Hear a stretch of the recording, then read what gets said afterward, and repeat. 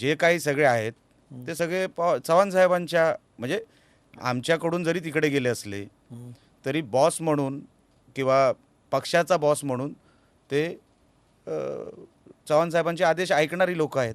चव्हाणांना अलायन्स का नको होतं? ते आता त्यांनाच विचारलं पाहिजे. रत्नागिरीत अलायन्स हवं होतं, तिथे 20 सीटच्या पेक्षा कमी तिकडे अलायन्स झाली. सिंधुदुर्गात नको होतं, आम्ही सगळे 50-50 द्यायला तयार होतो. आम्ही सांगत होतो की साहेब 50-50 घ्या, जिथे राणेसाहेब म्हणतील, पण शेवटचा शब्द हा राणेसाहेबांचा आला पाहिजे. कारण का 35-40 वर्ष राणेसाहेब जिल्ह्यामध्ये जे काय म्हणतात तो विषय फायनल, तो शब्द फायनल. तुम्ही बाहेरून मला सांगू नका. राणेसाहेबांना युती हवी होती, राणेसाहेबांनी प्रेस कॉन्फरन्स घेतली की युती करा म्हणून. हे कुठे भविष्यकाळात जाईल तुम्हाला आवरता येणार नाही. कारण काय प्रत्येक माणूस स्वबळावर जर उतरला तर तो साम दाम दंडभेद घेऊन उतरणार साहेब सगळं. आम्ही कशाला कोणाला मग काय हे करून पडदा ठेवून मग हे करू.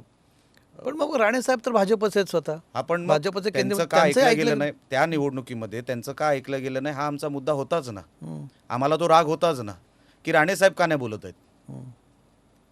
राणेसाहेबांना तुम्ही साईडलाईन केलंय का, हा सगळा विषय होताच ना साहेब त्या निवडणुकीमध्ये. साहेब कुठे आले प्रचारामध्ये? साहेब नाही आले, याचमुळे आवडलं नाही.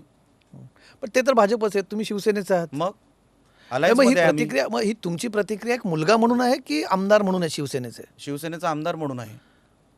पण तुम्ही तर भाजपच्या नेत्यांबद्दल बोलतात, राणेंबद्दल. मग? पण राणेसाहेब तर भाजपच आहेत ना. त्याच्यामध्ये काय फरक पडतो?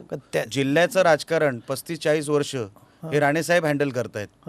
तुम्ही त्यांना का साईडलाईन केलं? मग भाजप हा विषय कुठे आला? आम्ही नेत्याकडे बघून अच्छा आम्ही भाजपात कशाला आलो? राणेसाहेबांमुळे आलो. आम्हाला कोणी बोलवलं होतं भाजपात? राणेसाहेबांना बोलवलं होतं. आम्ही राणेसाहेबांबरोबर लोक आलो. मग तुम्ही त्यांना महत्त्व देणार नाही?